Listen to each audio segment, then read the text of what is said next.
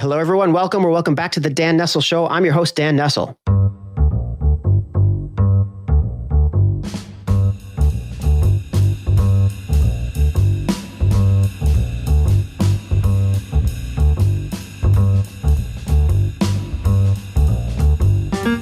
We talk a lot about connections and relationships, but I want to take that to another level.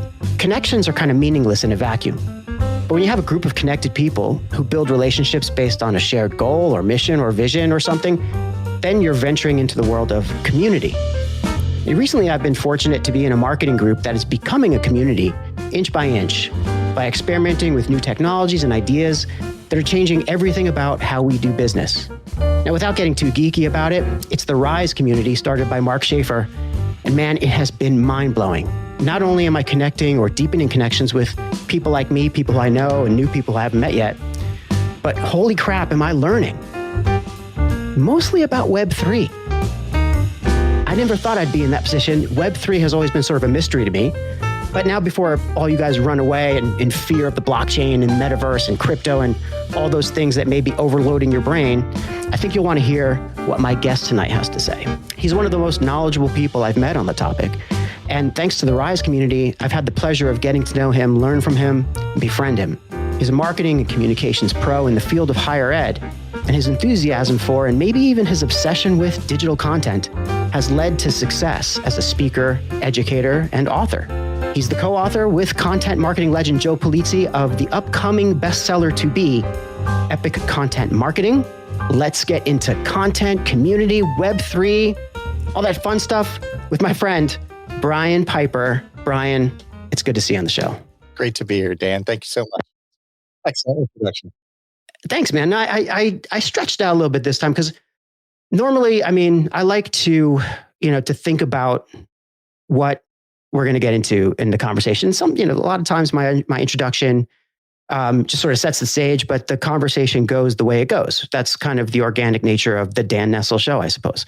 But this time, I haven't spoken about, or we haven't really discussed the idea of community yet. And I wanted to set it up a little bit so that our listeners understand that I'm not approaching community as just another one of these buzzwords that's happening out there, and that there are real, tangible benefits now from focusing on where you belong and who you might belong with, but also being open to kind of joining different places where hopefully you'll be invited, but where you have interest and where you can share your goals and learn a thing or two from other people. And hence, I met you in the Rise community, and you are just one of the many people who are now on my Discord, and we'll get into that probably a little later too. But my out of control Discord and LinkedIn and all that stuff, it's nuts. But I'm so grateful that we connected, Brian, because I'll tell the story briefly, and I'll turn it over to you. Where we were just starting this Rise community a couple months ago, wasn't that long ago? Yeah.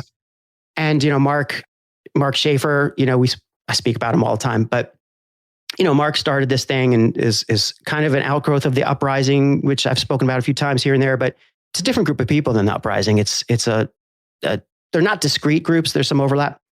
But Mark decided to try this thing to experiment and to learn about where the direction of content is going and the direction of community and all that stuff. And it's kind of the umbrella concept is Web3. And anyway, I joined this thing and I have my Discord set up and I'm doing tokens, I'm doing some NFTs, and I've got some crypto, and I'm thinking about blockchain more and just understanding all these things like validation and smart contracts and stuff that I didn't know have even a single concept of 5, 6, 7 months ago.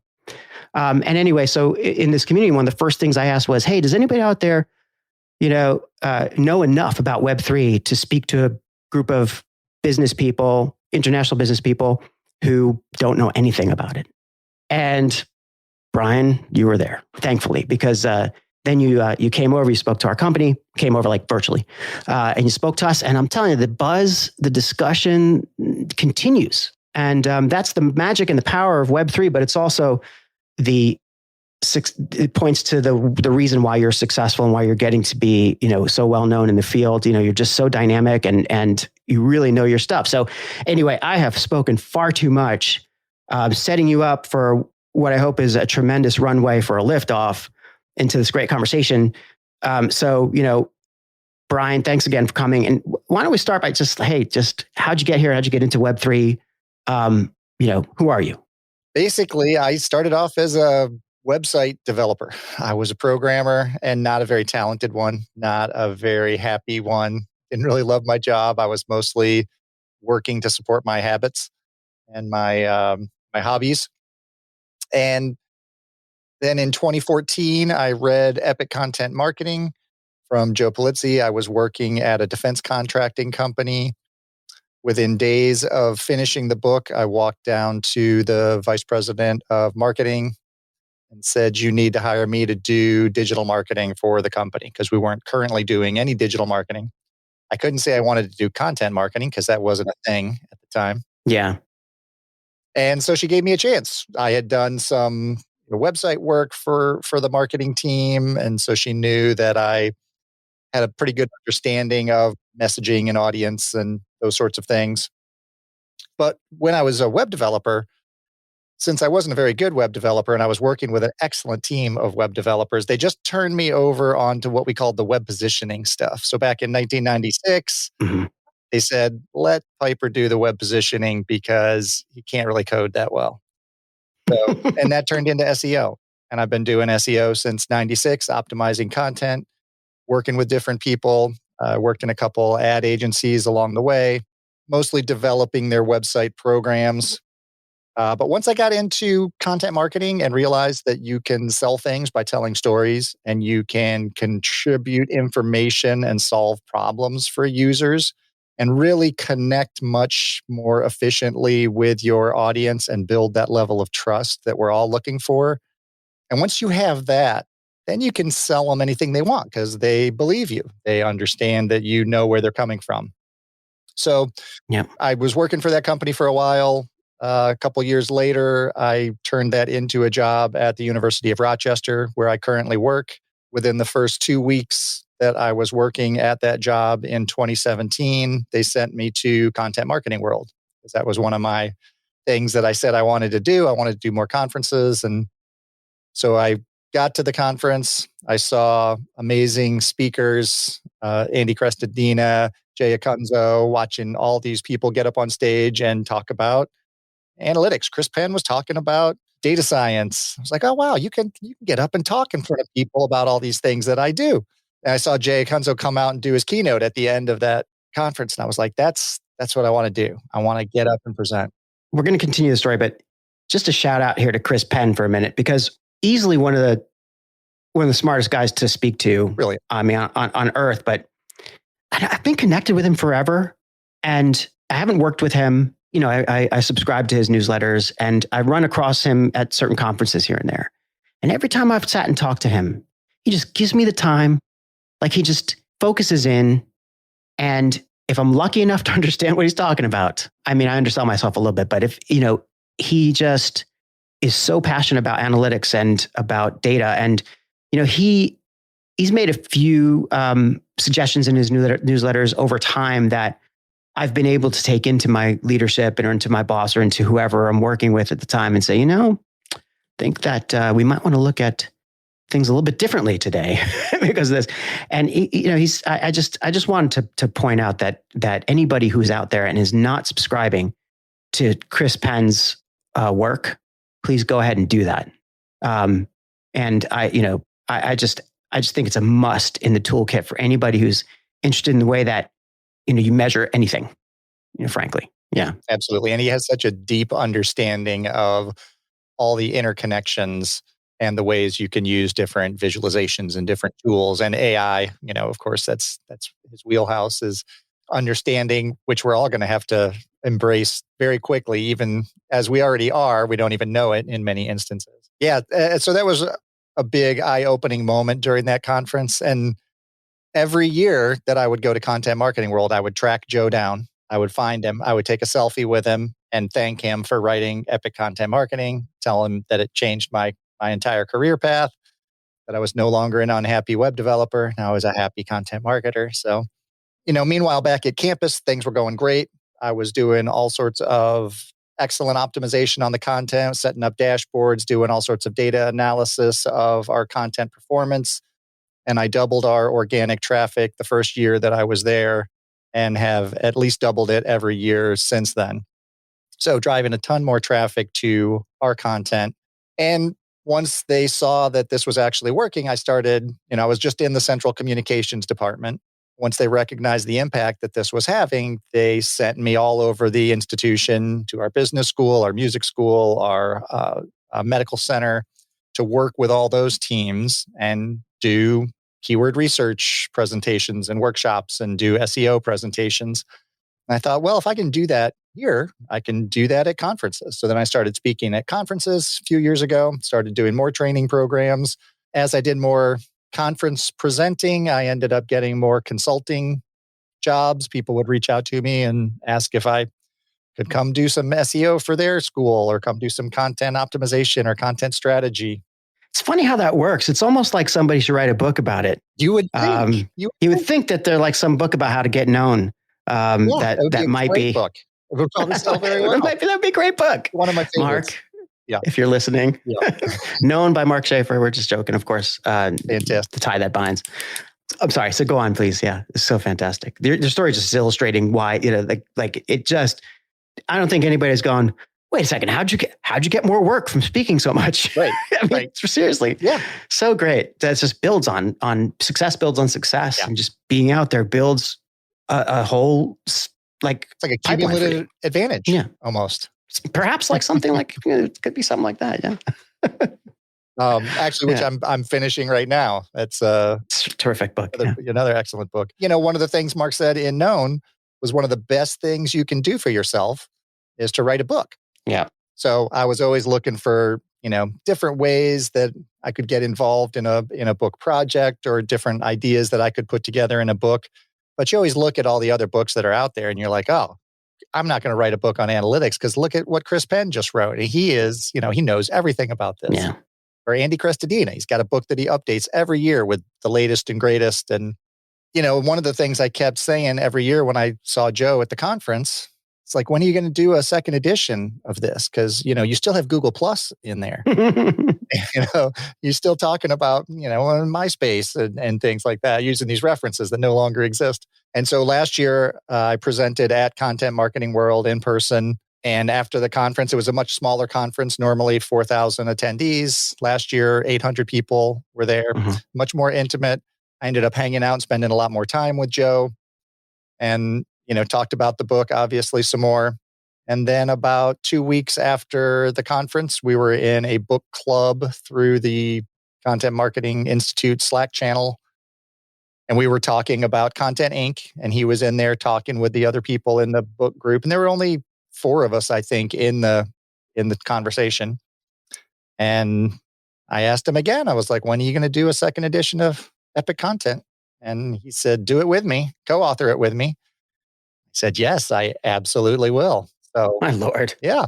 So then 6 months later, book was done, off to the publishers, and it comes out in February of next year. So, wow. Mark your calendars, everybody. It's Epic Content Marketing, and it's February 2023. Yes, February, May. They say Valentine's Day, but that day always changes a little bit. But yeah, as I said, order now. It's a bestseller to be. I mean, for sure. But Joe Polizzi, of course, his work is astounding, and he's created Content Marketing World. Essentially, he's just he's a real like fixture or kind of legend. Yeah, he is the godfather of content marketing. He's the godfather of content marketing, and to partner with him. I mean, it's not like he said, I want you to just help me, brush this up. It was actually a co-authoring exercise. Yeah. Yeah. And it was amazing working with him. And, I've seen him present and speak for years. And I had to, and my wife advised me right up front on this. She's like, remember,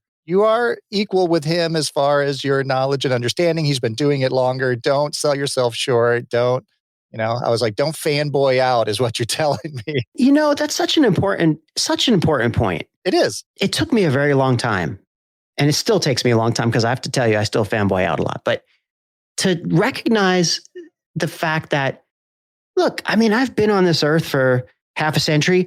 I have almost 3 decades of work experience, and, a little over 2 of those are like really focused in how to talk to people and communicate with people, and whether it's through marketing or communications or whatever it is. And, going through all different platforms and being exposed to, as you have been, the growth of first the internet and then, the evolution of the internet and now whatever's coming next, right? We'll get to that. Just being in it, and having, I guess, a couple of marbles in my head that kind of actually roll around in the right direction, I can string some words together. So I was able to, kind of build my career, but now like I shouldn't feel any less than anybody simply because they've written a few books or because they have, they're out on stage or they're well known or they have their own fan base. Don't get me wrong. I absolutely admire that. And it still does. I still have my fanboy moments with the folks that I know who are in that boat, right? But at least now I feel like certainly in a one-on-one conversation or at a event or something, I can go toe to toe. I can talk and relate as a person first. Yep. And as a fan next. Yes, absolutely. Yeah. And one of the biggest pieces of advice I got when I started presenting and was worried about, presenting at the same event as all these other very well-known presenters, someone told me, you're not presenting to them. You're presenting to other people who are earlier in this journey than you are. You only have to be better than the people who are listening to you and learning something from you. And you have a unique way, because of your life experiences, of communicating information that's completely different than anybody else. And some people are just going to connect with you on that. And I think that's really the fundamental beginning point for community. I mean, that's the fundamental connection point for community, is that unique way of communicating that you find other people that communicate that same way, and you eventually grow a group of people that all just connect. It's sort of, it sounds like magic in some ways, but I think there's a real evolution here and a real kind of, it's a natural kind of progression. If you think about it, we're talking about community now. We were talking about networking 20 years ago, and we were talking about relationships thereafter, and we're talking about connection, thereafter, and sort of think the balance between what are relationships, what are connections? Is it the same thing? Is it by degree? Are there differences? Yeah, I think there's some semantics involved there, but and the definition of what those things are does depend on who you're talking to. But in general, I think most people agree that when we started this whole crazy business of social media in, let's just say 2000, but roughly, I like to think the dawn of LinkedIn is really the beginning of most of it. It's 2002, 2003, whatever. Right.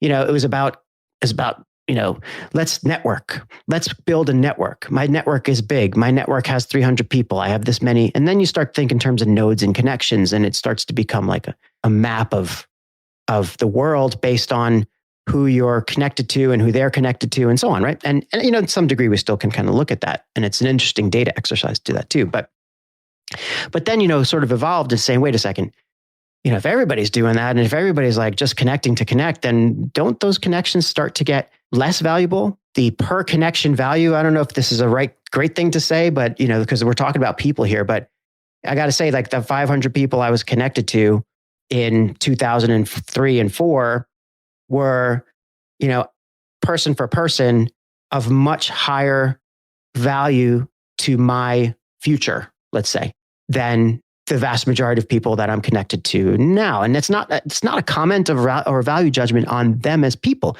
It's just a matter of, focus and I think it's almost a reverse study of community. Like maybe it started out more like a community, right? We were trying to build connections, but everybody was in the game doing the same thing. So we all had that in common, and we made a community at first, which then exploded into this,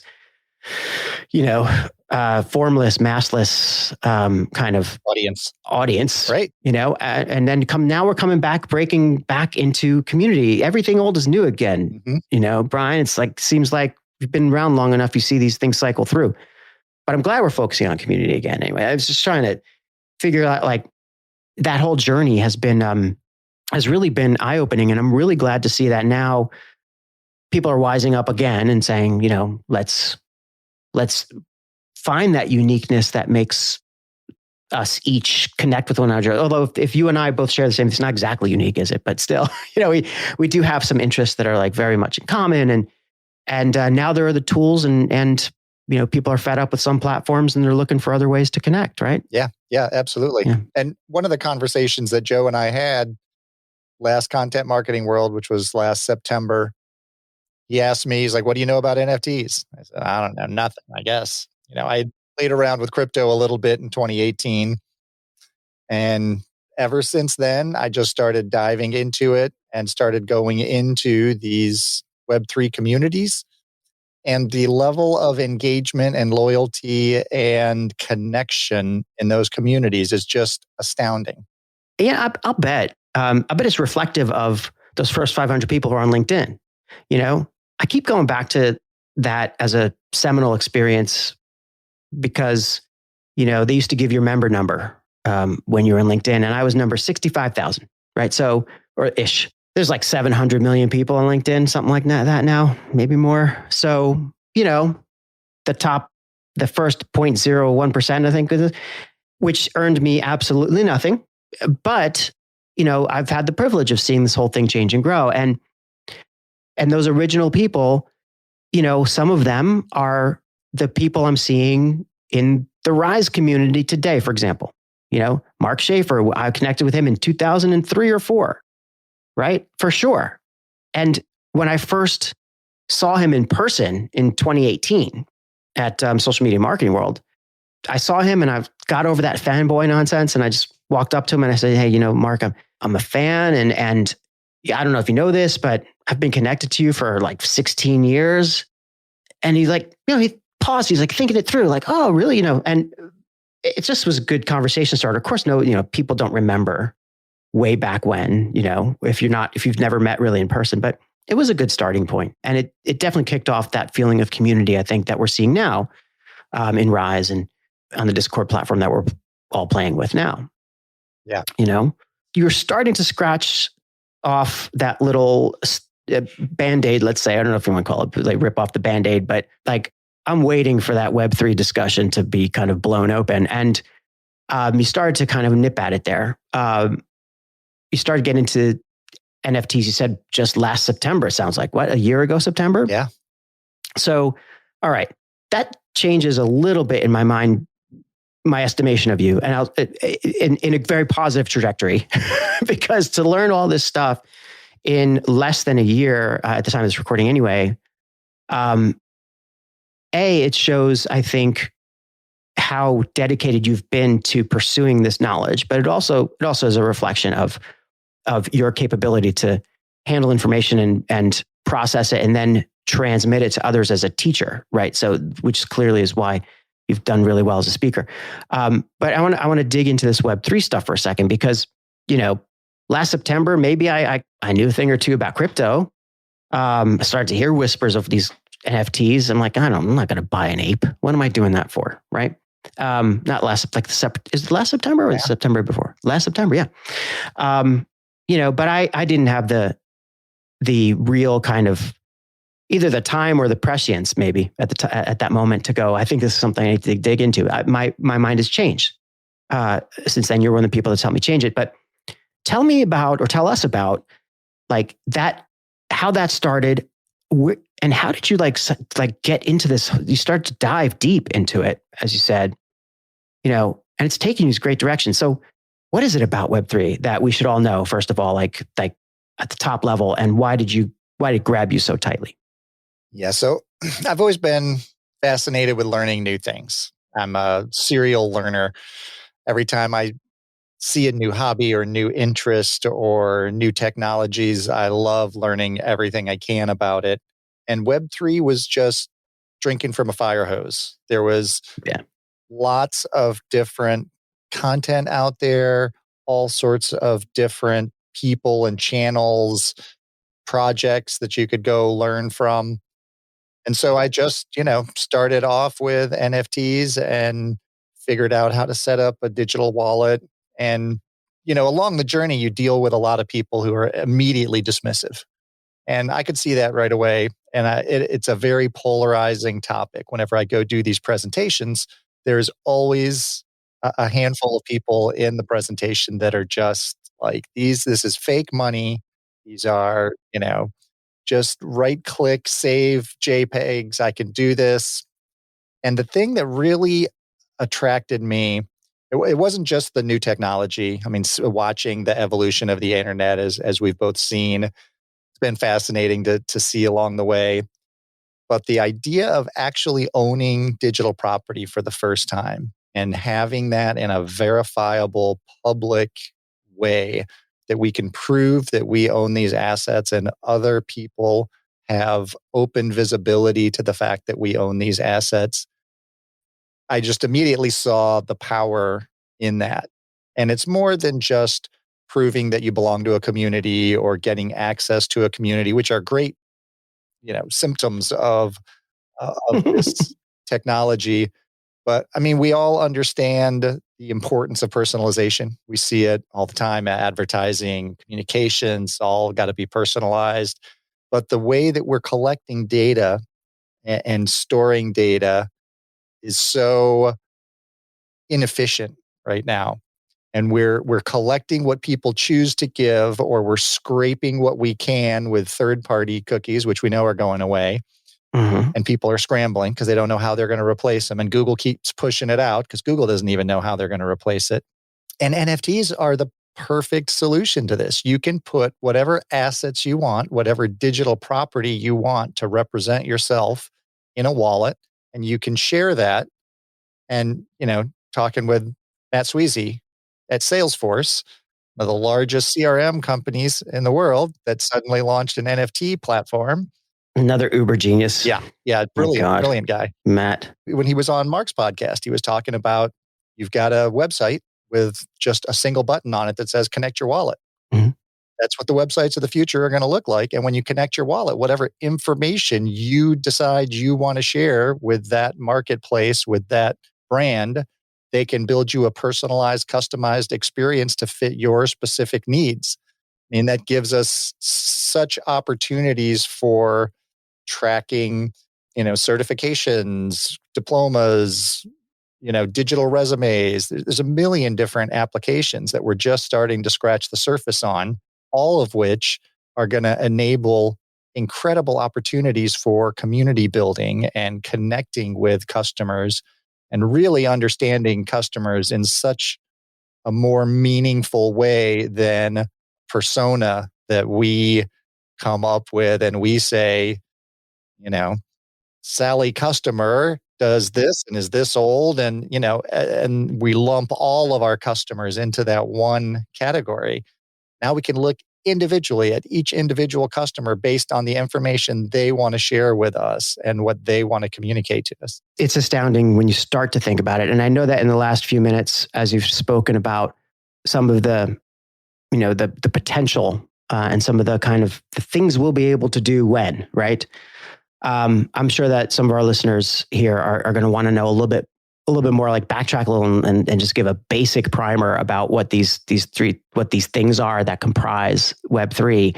And let's get there in a second. But first, I want to put a little context around this, because something you said, you talked about, it's building community, or it's an important tool to build community for your customers or for your companies, et cetera. Right. But I think I totally understand that and agree with that.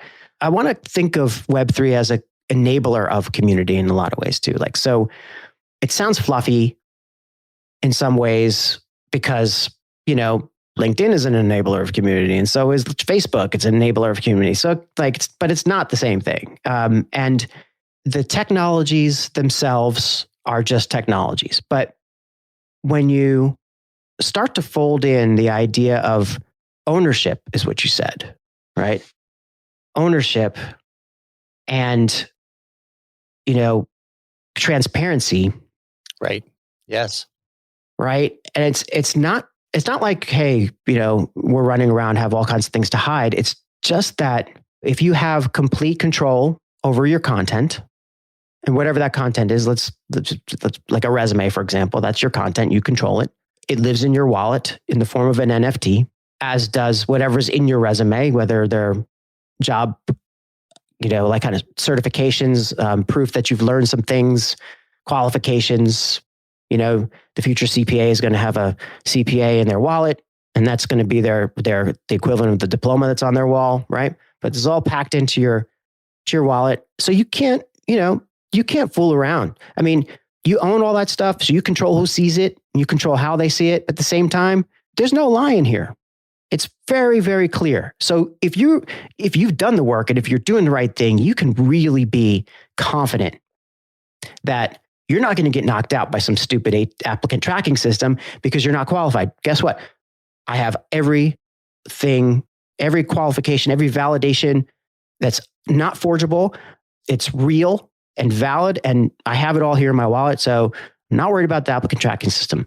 The only thing I have to worry about now is that interview, right? Which is still going to happen, but at least that be, and that's just one example, the resume.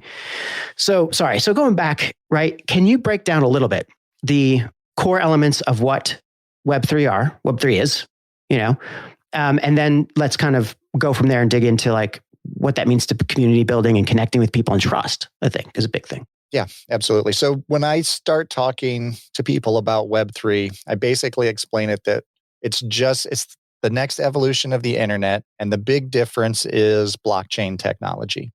So blockchain is just a database, but it's a database that's public and it's not stored on a central server. It's stored on a network of computers all over the world, all part of this blockchain system, not owned by anybody. And it's all visible. You can see it.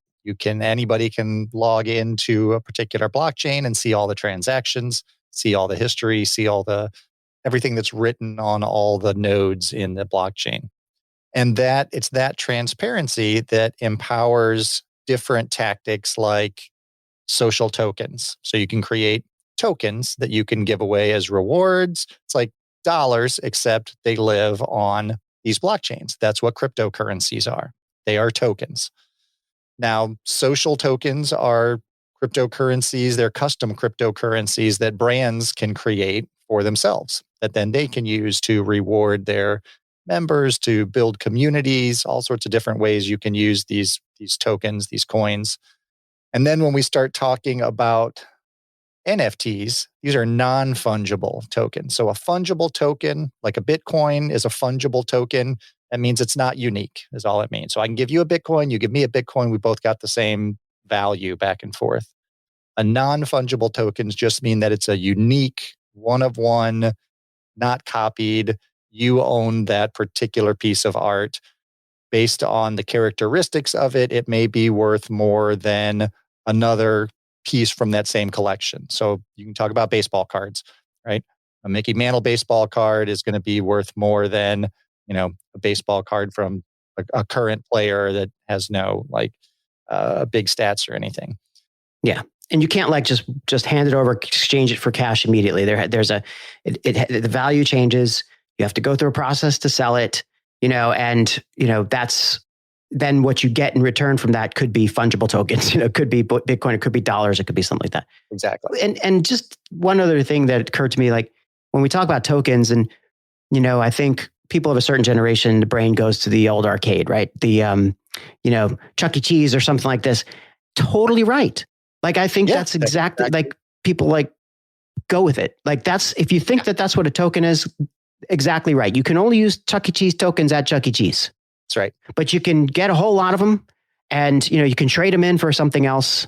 You can, if you have a certain number of tokens, you have access to certain goods, and you can play certain games that you can't play if you have less tokens. That's the world of... You can trade them from your friends. You can give your friend 100 tokens for a piece of pizza and they go play video games and you could use them for different things. Right. Exactly. It's the same concept. Now, you mentioned social tokens for brands and for people as well. Like, so people, let's just consider a person as a brand in Web3, right? Even now, but like you have the Piper coin, and by the way, everybody, we will include a link to Brian's website where you can learn all about the Piper coin and go nuts. I highly recommend going through this process, and we'll talk about that probably in a minute. But there's the Gary coin. There's people have coins. It's not so much about the value of the coin, like the marketplace value of the coin yet. Maybe in the future, but the coin right now is like your way of kind of parsing out your time, your privileges to access you or access things that you want to give people access to. Right. So, and you have the power to create more coins or less coins, which changes the value proposition. So we shouldn't be thinking about the coin value just yet, right? But really, the coins are serving as a kind of almost like a social lubricant, right? They're like, somebody does something nice in the community, they get rewarded with some coins, right? You want to have somebody help you promote your podcast, I'll give you 50 coins. It's a grand experiment, but I like the way, like that's the way that brands could also think about using their coins, just like great use case. So that's what you're doing as well, right? And with your coins. Yeah, and it's a different economy than tokens. Sorry, tokens. Right. Yeah, tokens, creator coins. They're called all sorts of different things, but it's the same concept. But this idea of a hold economy is so different than what we're used to with a typical membership, because creators need some way to get paid. Mm-hmm. Right? They want to build a community, but ideally they want to be able to benefit from that community. They want to be able to profit from that community.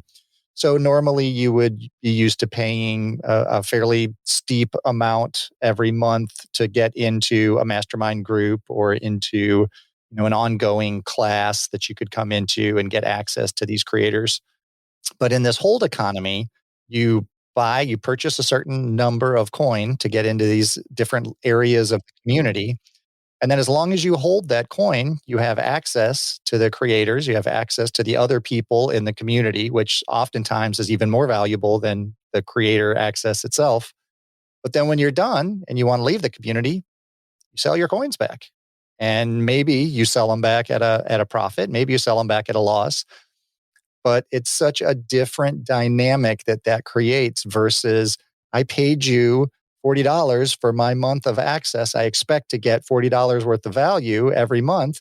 If I can't show up for a month or, my credit card expires and I don't renew it, well, then I've got to go through the steps to reactivate and I got to rethink whether I still want to be in this. And am I getting the value out of it?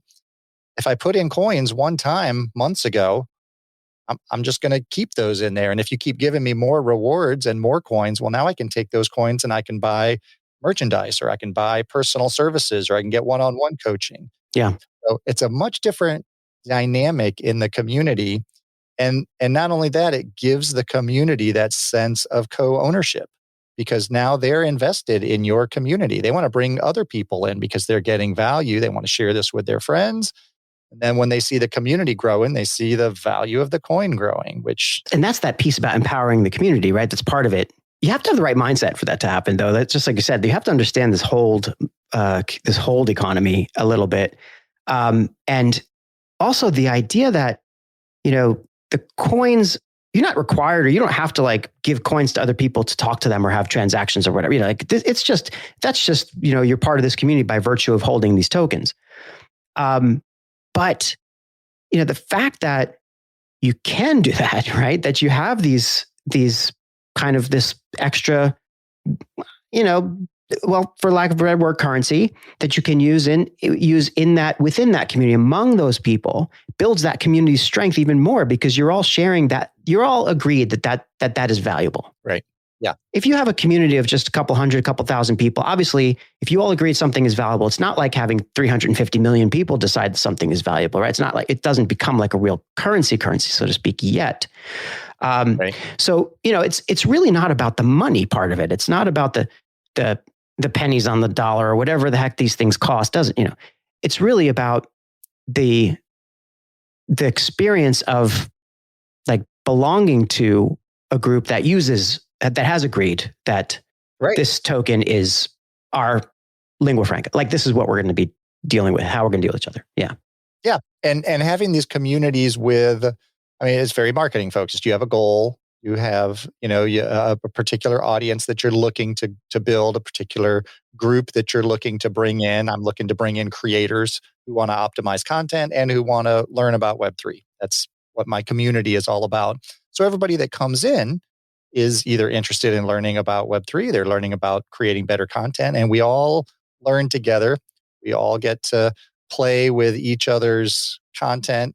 And as my community grows and more people come in, then the economy grows. I get passive income based on how many people are in the community. And I can charge people for services using Pipercoin. So my customers get a discount if they become community members and hold a certain amount, and then they can get my services for less. Yeah. But the most amazing part is the crossover in these communities, because now I'm connecting with people in my community who know a lot more about DeFi and how that's all working. So now I'm talking with them about different staking and farming options and all these other different things that I had no idea about, because now they're part of my community. They're all invested in figuring out how to make everything grow better and faster. And So you just mentioned DeFi. It's decentralized finance. Is that what that is? Yeah. So again, these are elements of Web3. We talked about tokens. We talked briefly about NFTs. So let's continue with the primer. We've got tokens. I think people kind of get that. NFTs, we talked about a little bit, but I think there's a little more to it that maybe maybe we want to inform people about just here. Like we talked about before we got on about essentially utility. The virtue of let's stop thinking about NFT as a picture of an ape. I'm not saying that Beeple is his work is not valuable. I'm not saying that at all. It is valuable. People have attributed value to it. Therefore, it's valuable. Right. What we're talking about here, though, I think for the most part, the way that people will use NFTs in the future is as an item that has an art visual element to it. So it is a piece of art in some ways. Right. But really, it's what's in it. It's what's behind it. It's like a golden ticket to something. It's got all kinds of crap attached to it, and it's all digital stuff. So you'll know what it is. Hopefully, if you purchase it or acquire it, but it's when you plug it into whatever it's supposed to be plugged into that you really realize the potential of it all. So how should people visualize what an NFT is? So I got a great use case for this. Is Joe Polizzi's conference? He sold Content Marketing Institute a couple of years ago, started a new business, The Tilt.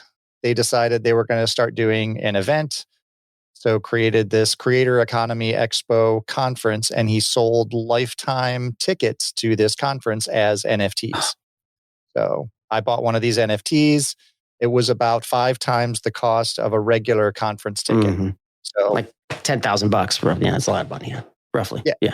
I knew that it's going to be a big investment up front, and this was the first year of the conference. Hopefully it was going to go well, but I know Joe has an amazing track record and has a huge community of people who are very supportive of him. So went to the conference, spectacular event. I actually ended up, he added some utility to the NFTs right before the conference where you could bring a guest for free. So now you got 2 conference tickets for the price of the one lifetime NFT. So I was able to bring my wife to the conference, actually, and she loved it, had a great time, made all sorts of great connections. So the conference went amazing. It's going to continue to grow. Now, other people who went to the conference spent $1,000 on their conference ticket. They left just with the knowledge that they got out of it and the networking they got out of it. I left with another however many years I decide to go to this conference. And then when I'm done going to the conference, I can turn around and sell that NFT back for maybe more than I paid for it originally, because other people are going to want to go for lifetime. And it comes with all sorts of different perks. You get VIP access to the speakers. So we got to go in and have conversations with the speakers before anybody else got access to them. We got to network with the other people who were NFT holders, and some of the best networking that I did was with those other people who were passionate, Joe supporters and really into the creator economy. And, the crossover with Web3 at that conference was just amazing. It's like the age of colored lanyards is over. Right? Yeah. It's like you go to a conference, anybody who's been to conferences, you get those different colored lanyards. Oh, that person's got the green lanyard. They're going to the good room, that kind of thing, whatever it is. Now it's like, it's all in your wallet, isn't it? It is now. So imagine this. Let's say your wallet is tied to your conference pass, and let's give us, I don't know, or 5 years, maybe. I mean, Apple's already coming out with their AR, VR goggles. So it's only going to be a matter of time before we're just going to be wearing glasses that are AR glasses. So imagine presenting at a conference and you're looking out over all the people who are in your audience, and you can tell based on the NFTs that they own, what experience level they're at, what areas they're interested in. So you could personalize your presentation to your audience at the moment of delivery. Huh. Because maybe their NFTs float above their head. Maybe you can just say, I want everybody who owns one of these NFTs, I want to know that they're in the audience. So then you can talk to that specific group of people.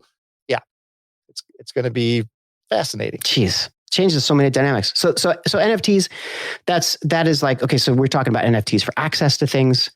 What about an NFT as like, and we're talking essentially about contracts, right? An NFT is a contract. Right. That's going to provide certain, as the bearer, you get certain things as a signatory to the contract, essentially. So when we're talking about access to those events, that's one thing. What about, actually, we did already talk about the resume as an NFT, right?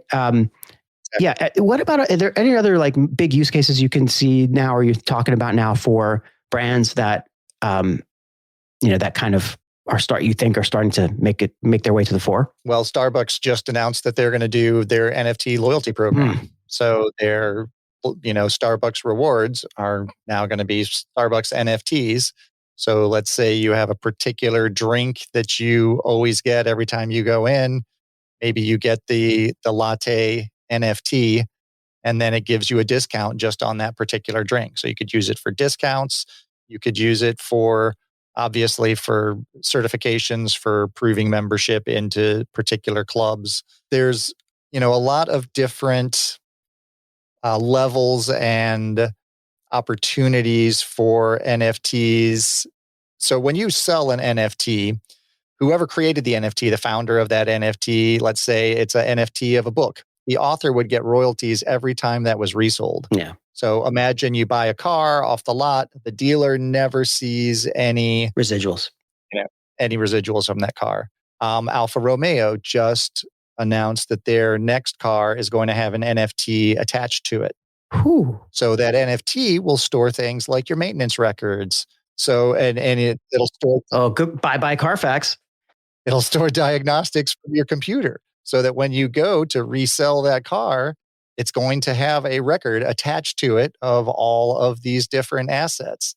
And then people can look, and you could trade these online. So instead of listing your car on a car trading website, you could list it on an NFT website.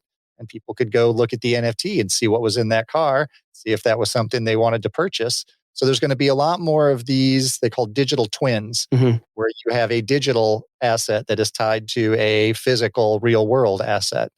That's one of the things that Nike just did with their artifact shoes. You can buy Nikes in the metaverse, and they can come with a digital twin. Damn. It is a physical real world shoe. Yeah. I mean, it's for brands for sure. And certainly for consumer goods. I mean, that's almost a no-brainer. It's going to be interesting to see how it works its way into the services industry in terms of like, especially when you think of high stakes activities. Buying sneakers is not a high stakes activity, right? A high stakes activity is, a licensing exam, right? Getting a job. These things that affect your life in a serious way, and auditing malfeasance. Suspected malfeasance. Like this is, I think, where it's going to be really fascinating to watch how NFTs or related technology, start to plug their way in. Yeah. I wonder what the conversations are happening, for example, at SAP right now.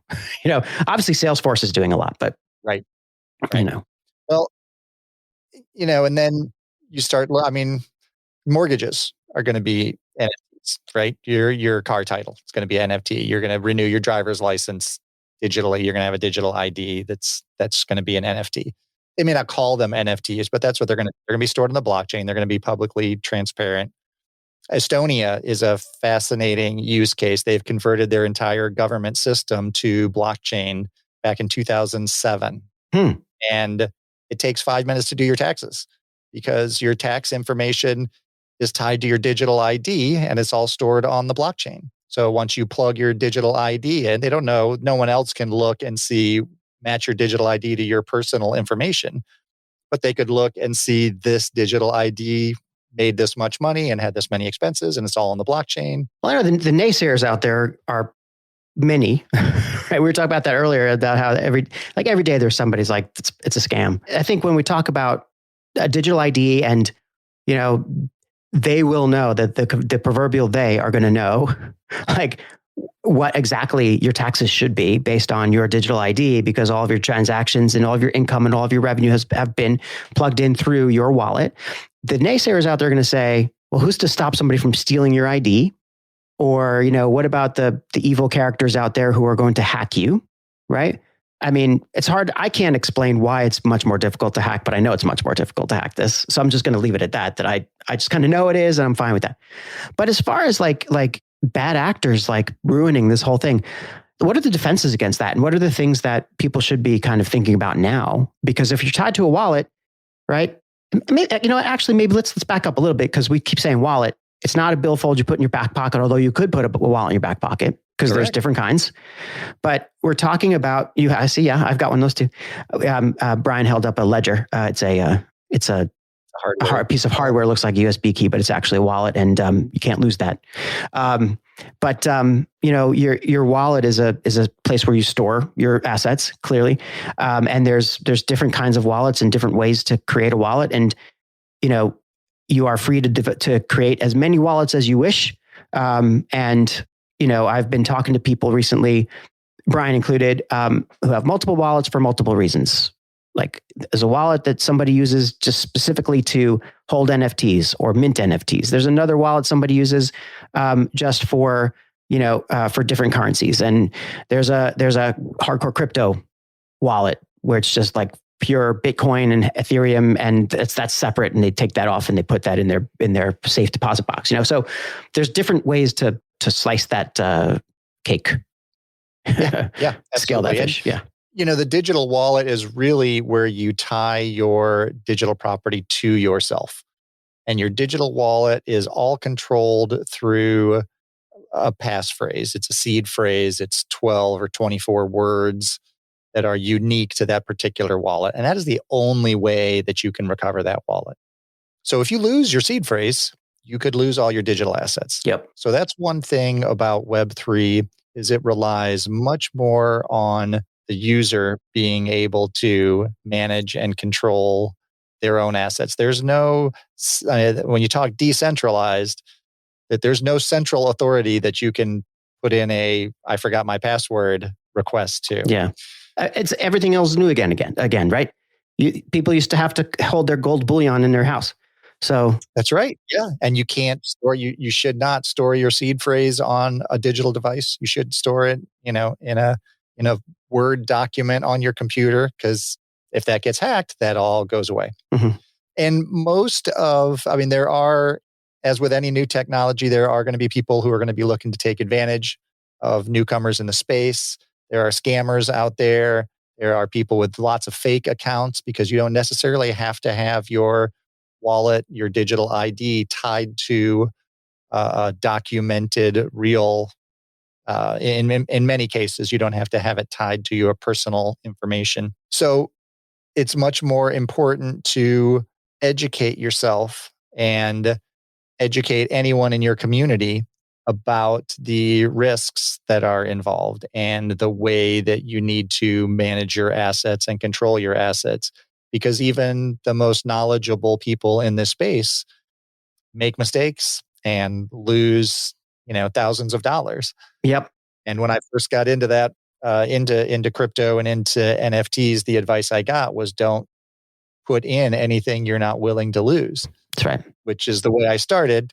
And then as I educated myself more and started understanding the ins and outs and how to protect yourself and how to protect your assets, now I'm maybe deeper in than I would prefer to lose everything. Well, sure. But yeah. but it's much more secure now. So. Well, I mean, you've gone beyond the idea of speculating on crypto. And by the way, so we talked about tokens, we talked about NFTs. We've been referring to blockchain, so I'm not going to ask you to necessarily, and you did explain what that was. And I think the other part, and we'll get into in a second, I think is, when we talked about wallets, and the other part that we haven't spoken about yet is the crazy metaverse, which we will in a moment. Before we go there, I just want to say, like, you just mentioned something important. Like, as you do the work, as you kind of get yourself into this, the learning is in the doing for this thing. Right. So, right. You can go and listen to folks like Brian, and I highly recommend that you do. You can scour YouTube. You can do the things that people are used to doing. You want to learn how to fix a sink, you go to YouTube. It's the same. Like, people think that you could do the same thing on Web3. You can, to a degree, but it's really about doing. And there's so much, it's the Wild West still. And there's so many competing technologies. There's so many ways. We talked about having multiple wallets. It's not just having multiple wallets, having multiple types of software wallets that have all their own idiosyncrasies. Today, Brian and I were like going back and forth because, God help me, I want to buy some Pipercoin, right? I'm a big believer in supporting the people that have contributed to you in some way. I'm not going to make Brian rich by buying a couple of Pipercoins, but it's really more symbolic. I'm sorry, Brian. It really is more symbolic. But look, it's the whole point is to get involved, because I feel like I have an affinity, and I could really get a lot out of his community, and I can contribute. So my entryway into that is to get some coins or get some tokens, and kind of learn my way around. But the thing is that to get there is not like, it's not like I'm going to go to an e-commerce site and buy coins. You can't go to Shopify and buy Pipercoins. That's right. Or any coin for that matter. So it's still like a 7 or 8 step process. Right. And as we learned today, there was one part of that process was having unbeknownst to them, was having some technical issues. And we're the ones that discovered these technical issues for them. Thanks. So you're welcome, Gary V's site. Thank you very much. But regardless, right, it's not easy is the point. It's not easy to conceptualize this. It's not hard to do. It's just like, you got to follow the steps. So it's not for the faint of heart yet, but it's getting there. Right. And, it's worth the journey, I think, to the point. Every step along the way, you are educating yourself. You're learning something. I mean, we updated the technology to add some new features in today. We're still, Web3 is still really in like modem stage of early internet technology. Yeah. We're figuring out how to build this, how to make it easier for the general user. It's not going to be widely adopted right now because there are a lot of, things that you need to learn about to be able to start accessing it and using it. There's different wallets for different blockchains. There's different types of wallets that you can use. There's custodial versus non-custodial. Google that, people. And who owns them and who doesn't own them. Yep. It's amazing. Everything that you do, every step that you take, you learn along the way. Yeah. And that's one of the things that we say in Web3 is you have to be an owner before you can be a creator. You have to understand the process and the technology before you can just start jumping into making projects. Totally. And the good news is that it's a very low barrier to entry. Like, you don't have to have like much money at all to get started in this stuff. Coins are to support a creator. You're not talking about more than a couple bucks. That's right. To really get into the whole thing and get access. Now, you go into OpenSea and you can find NFTs that are thousands of dollars, or like usually Ethereum. It's like they're like quite expensive, and you can find things that are far more affordable. It's just like anything else, right? It's a marketplace that's just starting to sort itself out. So that said, right, there's this big marketplace. There's all these things sorting itself out, and yet when you talk about Web3, still so many people, despite what we've spent the last hour talking about, Brian, there's still so many people go to, I'm going to put on a Superman suit and fly around in the metaverse, and that's Web3, right? Or maybe they go to Minecraft or Roblox if they're younger, like Animal Crossing, all these different things that actually are Web3 communities or Web3 kind of iterations. Now, let's just spend just a few minutes. I don't want to spend too much time on it, on the metaverse. People are afraid of it, or people are excited about it. Full disclosure, I got my Meta Quest 2 formerly known as Oculus Quest goggles, like my whole headset thing. I love it. I mean, it's super addicting. But again, I'm just scratching the surface of it. I'm just trying to figure out what it's like what it means to be out there, Ready Player Oneing. Like, am I joining games? Am I, doing something worthwhile? I love it. I love the exercise parts of it. I love the, just the stuff you can do. Just the cool shit that's around there. Like it's just has a heavy cool factor for now. You walk around in space. You can float outside the space station. Oh man, flying above the Earth. It's fantastic. Oh yeah, and you could get into real world facsimiles of the real world, or you could, I was doing this meditation thing where like I almost got motion sickness from it. I will tell you, but it was so trippy and fun. And look, there's going to be a lot to it. The point is though that people think that the metaverse is it's that virtual reality world, but that's not it. That's only part of it.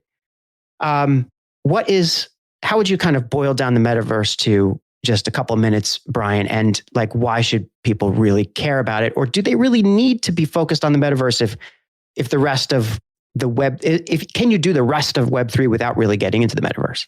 Yeah. And, the metaverse itself, lots of people define different terms around the metaverse. Some people say that the metaverse is, Twitter Spaces is a metaverse, Discord's a metaverse, because they're succinct communities where you interact with other people in a virtual world. Right? Mm-hmm. Typically, the way that most experts define the metaverse, it's a virtual 3D immersive environment that's persistent, that stays there even if there's no people in there, mm-hmm. where you can have large groups of people come in and interact. So we have, like you said, there's lots of examples of the metaverse out there already. There's Fortnite, there's Roblox, and those are metaverses, but they're really Web2 metaverses. But once you start incorporating these Web3 concepts, these blockchain concepts into this metaverse world, you're going to open up all sorts of different opportunities. Now you're going to bring commerce into these virtual worlds. You're going to bring not just content marketing, you're going to bring experience marketing into these worlds. Yeah. You're going to create all sorts of opportunities for new creative means of expressions. And you're going to tie that all to this ultra personalized world that we can have using NFTs, using these tokens. So, imagine you're in a fully immersive movie, right? You're sitting in this movie. You're not just watching it on a screen. You're completely surrounded by it. It's all around you. You're on the deck of the Titanic, like leaning out over the edge. But not only that, because you own tokens, because you're part of that community, you had a say in how that movie was made. Or you could even, if there's an AI engine that's driving the whole thing, you could even interact and change things in the movie as you progress through it. Maybe you can even make revenue off the movie while you're watching it because other people are watching it and you had a hand in making it. And then at any point, you see something that you want within the movie, you pause the movie and you select that object and you purchase it on the spot. Or let's say you're shopping for shoes, you go onto, into an NBA court and you watch Michael Jordan wear those shoes while he's dunking the ball. And then if you really like him, then you can put those shoes on your feet and then you can play against him, see how those shoes work. There's just all sorts of... Those are all such a fun... There's a lot of fun applications I think people are thinking about. I'm trying to come up with more practical, serious ones. And I think there's tons. Oh, yeah. There are plenty. Forget about the world of CAD design. That's like a gimme. Right. You walk into a literally a virtual sandbox environment and people can design all kinds of things, whatever you're, are you designing a bridge? Are you designing a house? Are you designing, a faucet, a toilet, whatever you can design, you can design anything that you would normally design. So that's a sort of no brainer to me, but I keep thinking of virtual conferences, one thing, limited access areas for you have to hold an NFT to get into a certain area of a metaverse. to, for example, get an advanced preview of a company's earnings report, or have access to the earnings report. You wouldn't do that in advance. That's still against the market. But no, but you know what I mean. Like you would get in there. Like it would be open to a very specific audience, or if you have an NFT, you're allowed to ask a question at a corporate town hall, or there's so many things that you can do. And then if you're in a virtual reality environment, then of course, you can pick up goods. You can, as you've been saying, you can make changes to the environment around you. You can be anything you really want to be, honestly, if you're in there. So, I mean, it could mean herald a new age of equity and equality as well. I mean, depending as long as access is sort of guaranteed, right? So, like, there is that issue. It's not for nothing now, but I don't know. I think it's something that people shouldn't run away from and think it's just Second Life. It is, right?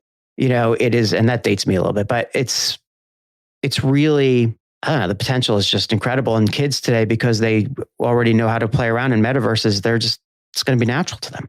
Yeah, absolutely. My wife and I have 6 kids between us, and they're 15 to 22, and all gamers, all very involved in. We've got the PlayStation VR, so they totally get it. When I start talking about tokens and coins and NFTs, they're like, "Oh yeah, like it's like a skin, it's like an extra weapon." I'm like, "Yeah." But now imagine if that weapon that you got in Fortnite was interoperable across systems, and you could take that into Roblox or into Minecraft, because it's all written on the blockchain in the same code.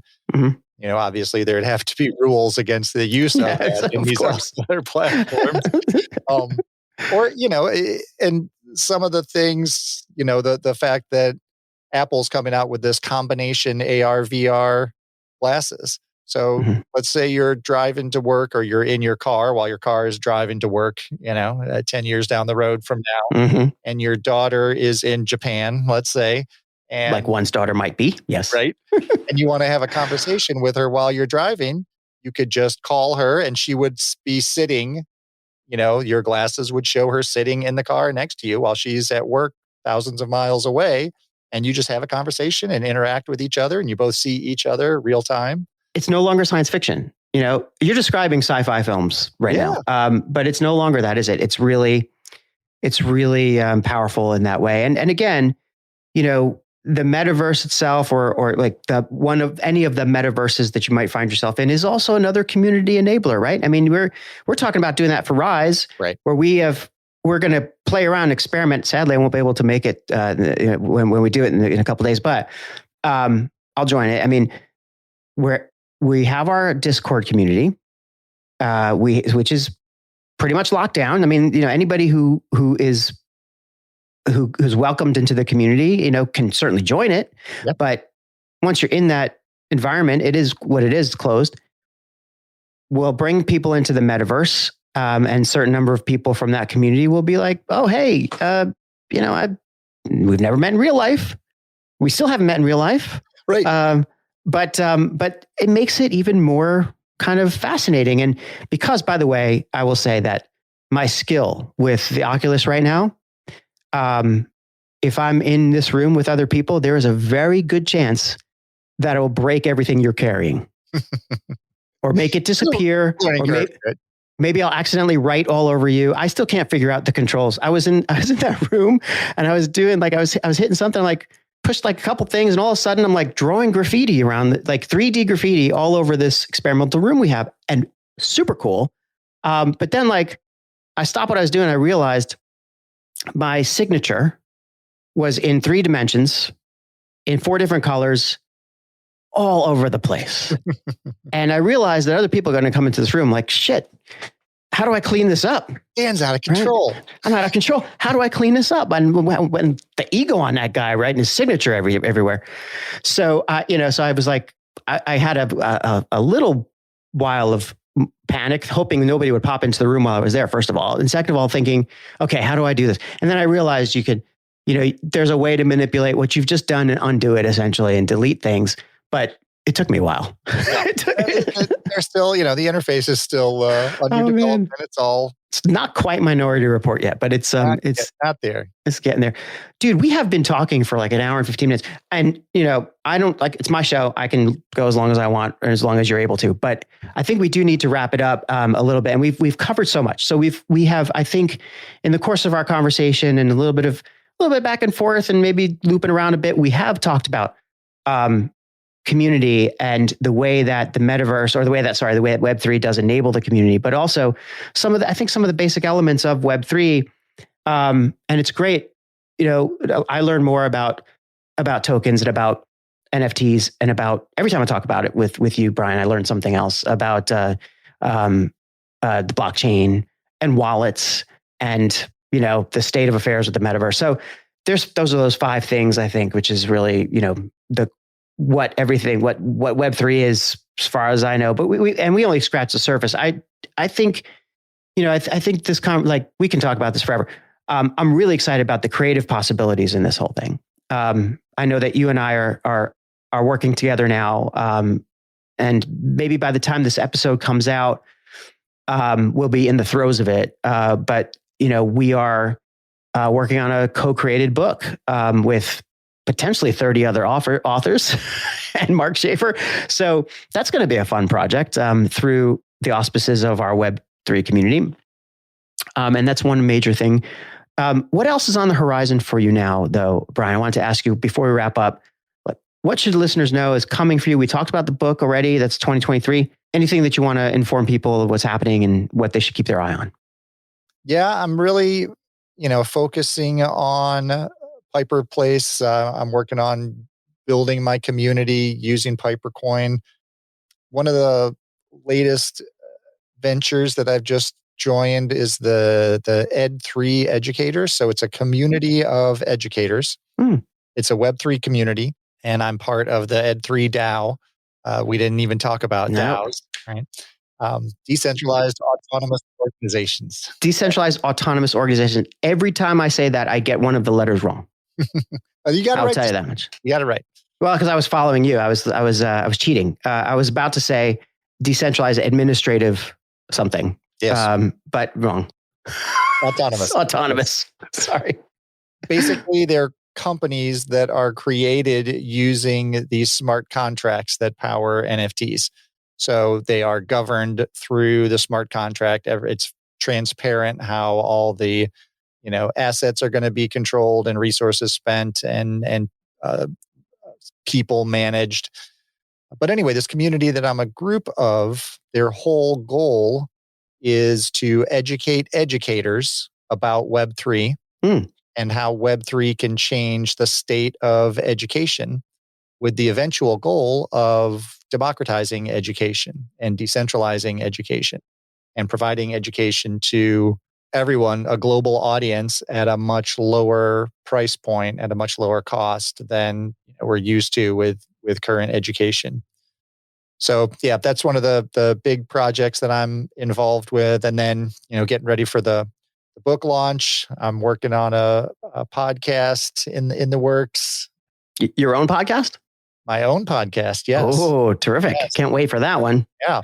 Yeah. In my community, just looking for ways to help other creators get into Web3 and start learning how to tokenize their own economies and, leverage these technologies to grow their own communities and expand their own control over their content. I think it's only a matter of time before even like podcasters, we're creators.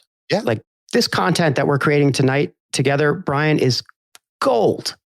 It's fantastic content. In a just world, we would be justly rewarded for the value of this content. But in the world we live in, I'm sorry to say that, I'm sorry to say that. Like, I know that we're getting plenty rewarded by my lovely listeners who are certainly giving us their time and listening. But I'm just saying that, there would be a paying group likely for great information that we have on our shows. The creator economy can help solve that problem. And I think, podcasts are going to go in that direction. Certainly, when I have, I think, the wherewithal to think that through, I'd love to explore that a little bit more. But I'm really bullish on Web3 in general. The more I hear about it, I'm very worried about some aspects of it. But I'm worried about a lot of aspects of the web as it is, even more so. So absolutely. I mean, just looking at social media, I mean, we see this landscape of social media that these centralized companies have created, where they control the content, the distribution, the data, the connections, whether or not you can even post or have an account. And I think the future of social media is going to be community, open source social media solutions that are going to be at a community level, where your social circle is the other people within your community, or you join another community and, connect with a different level of people there. And I really think the future of marketing is community. I see everything moving back from, how big an audience do you have? How many people do you have following you, to how connected is your community? How engaged is your community? How loyal and active and incentivized are your people? It is fundamentally always comes down to that. It comes down to those relationships.